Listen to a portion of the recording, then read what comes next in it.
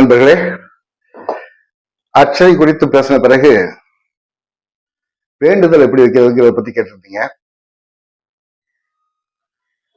வேண்டுதல்ங்கிறது என்னன்னா, நம்மளுடைய தேவைகளை பூர்த்தி செய்ய தகுதியான ஆள்கிட்ட, நம்முடைய நன்மை தீமைகளை தெரிஞ்சவங்கள்ட்ட நம்ம கேட்கறதா வேண்டுதல்.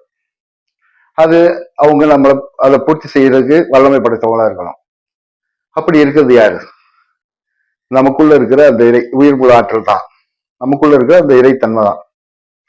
அந்த இறைத்தன்மையை உணர்ந்தவங்க அதுகிட்ட தன்னுடைய தேவைகளை சொல்ல வேண்டிய அவசியம் கிடையாது. காரணம் என்னன்னா, அதுக்கு எல்லாமே தெரியும்.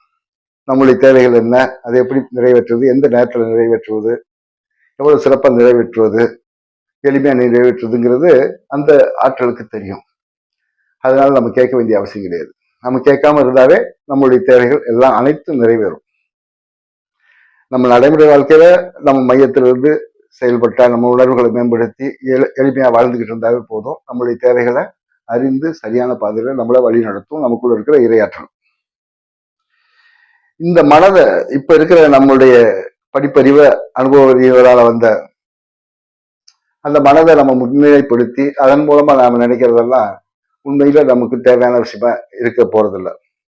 ஏன்னா இந்த சமூகம் தான் இந்த படிப்பறிவையும் அனுபவ அறிவையும் கொடுத்துருக்கு. இது உருவாக்கின அந்த தேவைகள் அதனுடைய தேவைகள் தான். இந்த சமூகத்தோட தேவைகளை ஒழிய நம்முடைய தேவைகள் இல்லை. இந்த சமூகம் இப்ப எப்படி இருக்குங்கிறது நல்லா தெரியும். அந்த நிலையில நம்ம அந்த சமூகத்தோட சார்ந்து அதனுடைய தேவைகளை நம்முடைய தேவைகள் நினைக்கும் போது சிக்கல்ல மாட்டிக்கிறோம். அதனால அமைதியா இருங்க. உங்களுக்குள்ள இருக்கிற உயிர் மூலாற்றல் உங்களுக்கு தேவைகளை பூர்த்தி செய்ய போதுமானது. இந்த உலகத்துல வாழ்வதற்கு நம்ம கேட்டுதான் வாங்கணும். அது வெளியில கேட்டாதான் கிடைக்கும்.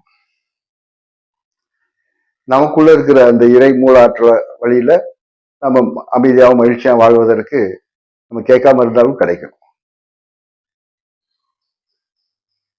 நம்ம மையத்திலிருந்து